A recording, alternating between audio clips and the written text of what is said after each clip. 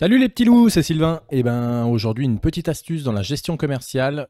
Quand vous avez une erreur d'impression, par exemple ici je suis sur un document de vente, je vais prendre Cristaux Liquide. Imaginons qu'on veuille ici imprimer ce document. Donc hop hop hop, hop. Moi j'imprime, je vais chercher par exemple une facture client, peu importe. Imaginons qu'ici tous mes paramétrages soient bons. D'accord. Ici, on peut faire un aperçu avant impression, une impression PDF, pourquoi pas dans un classeur Excel et ainsi de suite. Et quand vous cliquez sur OK, si rien ne se passe, eh bien peut-être que ce que je vais vous dire juste après se produit dans votre gestion commerciale. Il se peut qu'au niveau des informations de votre document ici, vous ayez dans le nombre de copies FA, non pas 1, 2, 3, 4, mais 0. Et effectivement, si jamais le nombre de copies est à 0, alors il n'y a aucune impression qui sortira de ce document.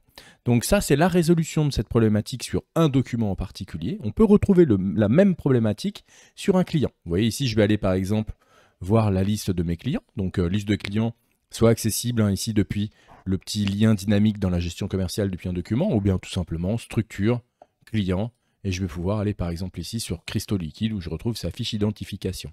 Vous pouvez alors aller dans les paramètres, dans les options d'impression, et dans les options d'impression, document par document, vous allez pouvoir ici modifier le nombre de copies. Il se peut que pour un client en particulier, fausse manip ou autre chose, ça peut arriver, le nombre de copies ne soit pas à 1 ou à plus de 1, mais soit à 0. Et donc, dans quel cas, le problème se reproduit de la même façon.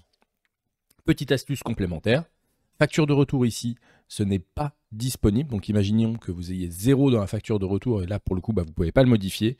Tout simplement la facture de retour reprend la même quantité que ce qu'il va y avoir ici dans facture. Donc vous modifiez ici facture et la modification va se faire immédiatement dans facture de retour. Voilà, écoutez, c'était ma petite astuce sur les problèmes d'impression depuis la gestion commerciale, problèmes rencontrés dans une demande d'assistance.